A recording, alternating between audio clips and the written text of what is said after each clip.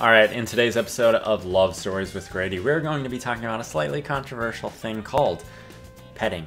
And I'm not talking about petting no animals, alright? And this topic was chosen by this book, Facts of Life and Love for Teenagers, written by Evelyn Millis Duvall back in 1957. So it's not my fault. I did not pick this topic. However, we might be having a very productive conversation about this topic.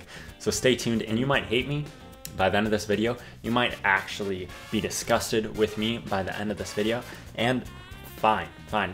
Yell at me in the comments about how wrong I am if that's the case. However, I encourage you to go into this video with an open mind, because maybe, in fact, you might realize that you see things my way slightly more than you thought you would. First, before we dive in, I have a story. Once upon a time, a man bought a mannequin. Ooh la la. He loved the fact that she doesn't talk, that she didn't argue, that she didn't express an opinion, that she didn't even have an opinion. He loved that she had an unchanging size and unchanging looks. And she had his favorite type of personality in a woman, which is no personality. And most of all, he loved that his mannequin fully cooperated in his petting operation. Let's just say his hands were unbarred with this mannequin, all right? And the girl did not argue. She did not fight back because she could not. She was a mannequin. Now let me say this. This is the whole point of the story. Some men view their woman as a mannequin. And here's my question. Do you view your girl more like a woman or a mannequin? Here's my question to some other of you that are girls potentially. Do you love your boy as if he's a man or a mannequin? To all of you who are watching this video, do you view your partner more as a mannequin or a human? What type of mentality do you have towards the person that you're touching, that you're feeling up, if you are touching and feeling up the person that you're with? We're going to be discussing all of that and more in today's episode of Love Stories and Controversial Weird Love Chats with Grady.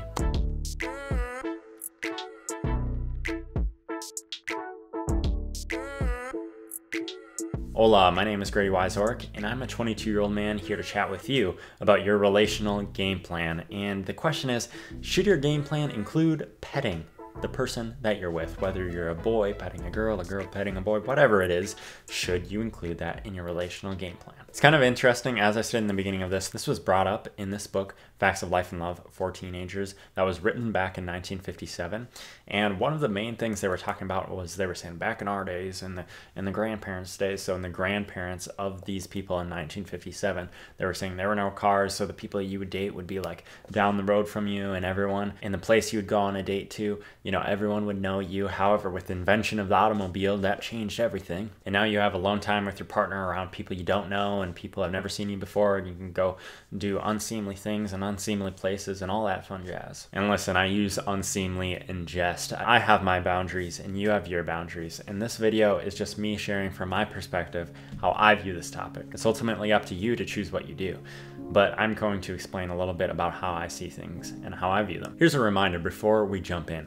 If you're with this partner, why are you with them? Is it because you love them? And what is love if you do love them? Well, my answer to what love is love is selfless. And so when it comes to relationships, we should be putting the other person above what we ourselves want. And so that raises the question, is petting something that the other person would want? And if not, first of all, we definitely should not do it.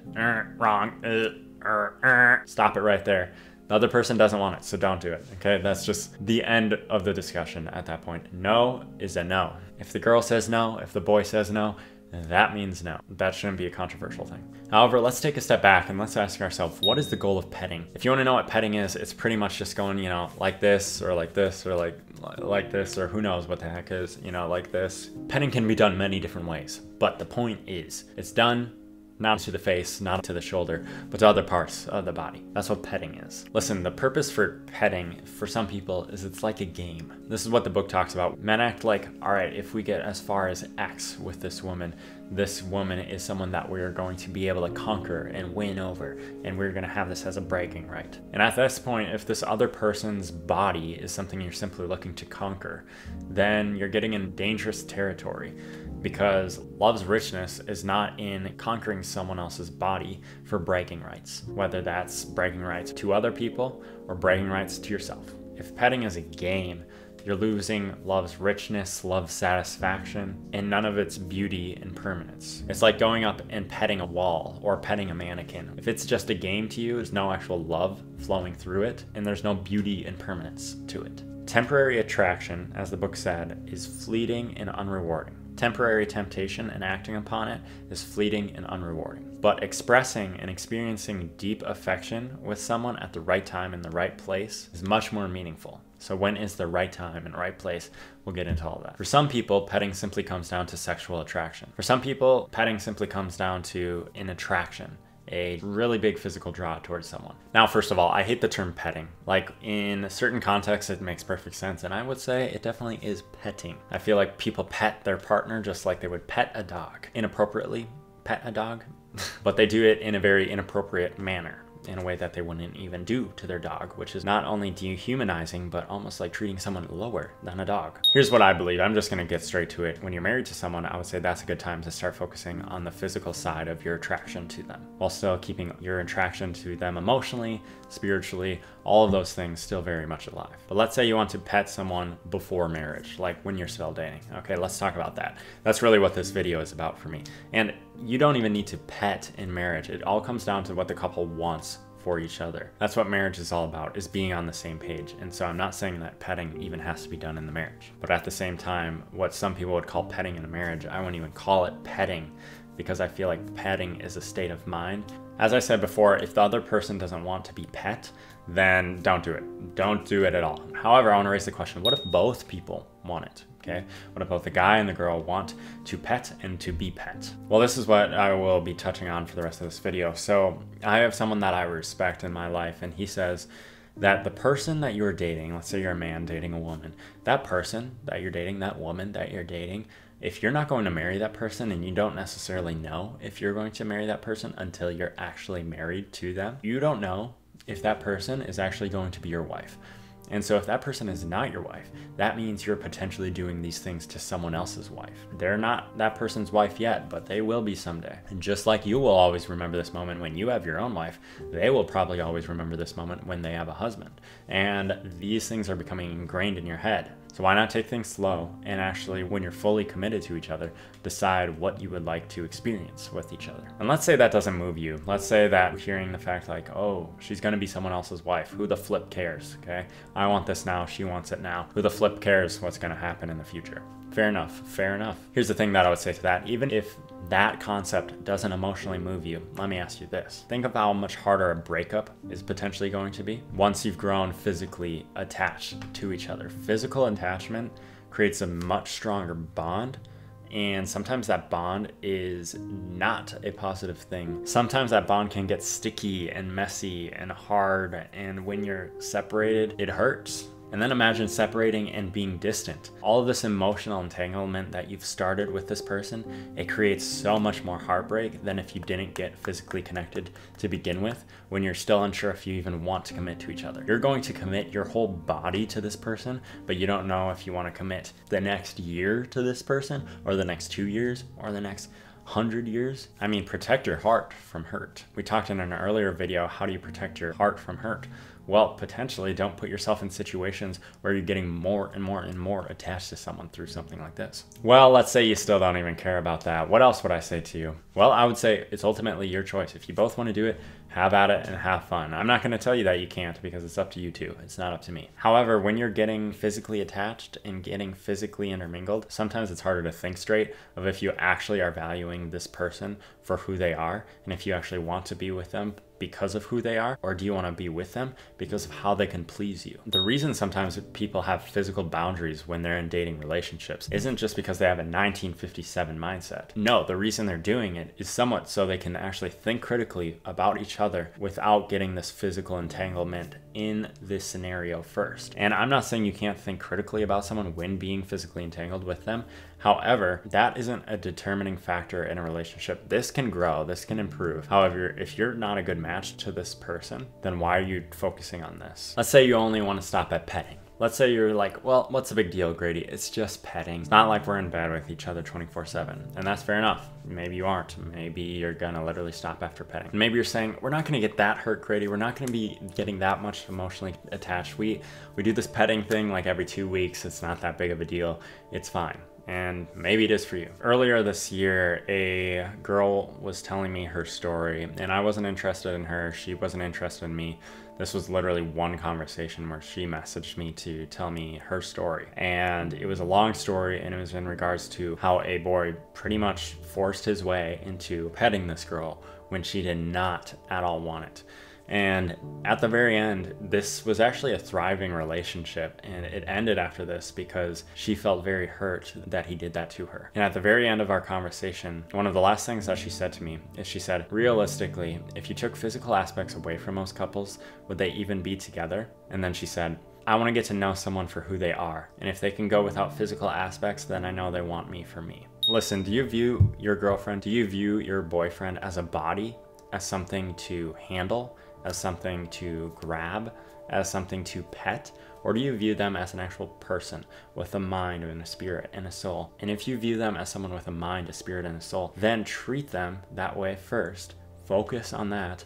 And I recommend then when you're like actually committed to each other, then you can decide what you want to do physically with each other. Girls, how are you going to know this boy actually genuinely wants you for you if you're giving him every single thing that he wants for himself? Love is selfless, but if he's demanding something from you or acting as if you owe him something, that is not selflessness coming from him, that is selfishness. Listen, do you want to be seen as an actual person or as a physical object to be used? A tool for satisfaction? How do you know the person doesn't view you as a sexual object if they haven't proved to you that they love you as an actual person? And here's my question to you. If you seriously cannot wait to get physically involved with one another, is what you have actually love? Is your foundation built on the physical aspect of what you can get from this other person, or is it built on more? Listen, I'm not recommending that you rush into a marriage for physical aspects. That is not what I recommend. To wrap up this video, I want to say a few things. A few years ago,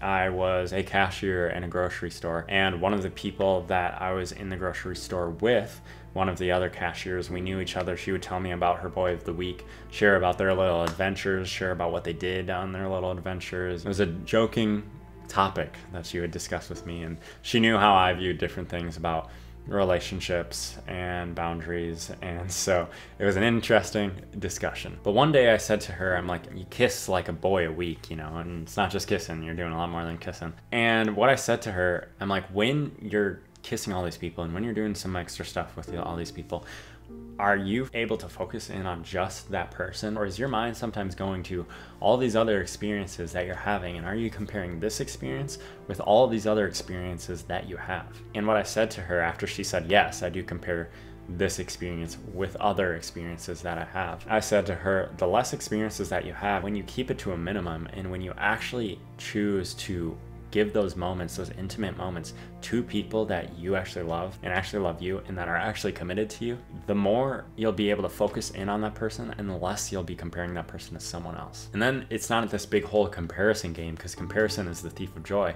Instead, it's this enjoyment game where, let's say I was with this girl who had never been with another boy, and this girl knew I had never been with another girl. Then we can simply grow together and have both of our frame of reference be our relationships and our intimacy with each other. So the less people that you're with, the less comparisons that you'll have, and the less comparisons that you'll have, the more that you'll be able to focus in on the actual person that you want to be with and that you want to commit yourself to. So as I said this in a very small, simple way to the girl at the cashier checkout, literally no one else is around us, the girl was like, wow.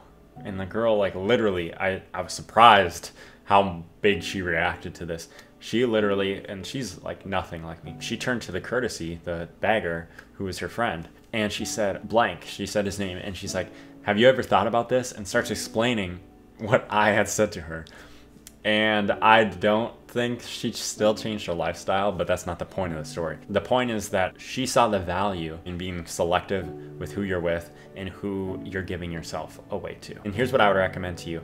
Have such a high value to yourself that you only want to give yourself away, you know, all of yourself away, whether it's petting or something more, give yourself away to someone who's willing to commit to you, who is open to committing to you. Now, I want to say something to the people who have already to the people who have already crossed boundaries, and to the people who have already slept together, or to the people who have slept with many people. Here's what I would say to you. It's all right. Okay, you can't change the past, you can't erase it from history, and I'm not here to shame you. I'm not here to say, well, you are a lesser of a person because this happened to you. No, that is not the case. All I'm saying is from here on out, ask yourself, what do I seriously want? Is the temporary moment with this person more important to me, or is a more long-lasting love built on a firm foundation more important to me? And I would recommend this one. You can still choose this one. I'm not saying you can't have both together, but sometimes it is harder to get this when you're so wrapped up in this. Loving each other physically feels good, but when you do it with respect and kindness and patience and thought in the right moments and at the right time, when the commitment and the love is truly there, it doesn't only feel good, but the knowledge that the physical contact that you're experiencing is built on a firm foundation of genuine love makes it exceptionally good. Anyway, I have no idea if my semi-ramblings helped you see a different perspective or helped you think about something that you'd never thought about before. I talked way longer than I had hoped to on this topic, but I will do my best to cut it down and get it as concise as possible. However, I'm thankful that you stuck all the way through, regardless of if this topic was something that you agreed with me on or disagreed with me on. I appreciate you watching all the way through either way. I would love to read your comments below on when you think petting is okay, when you think petting is not, and if you even like the term petting, because petting is such a weird term. Whenever I hear petting, I hear you're treating someone like a dog, okay? And other than that, I would like to say just feel free to subscribe. Next videos we've got coming at you are going to be pretty fun, talking more about dating, relationships, and all that fun stuff. I'll give you a high five since you and I have physical boundaries, and I will see you next time.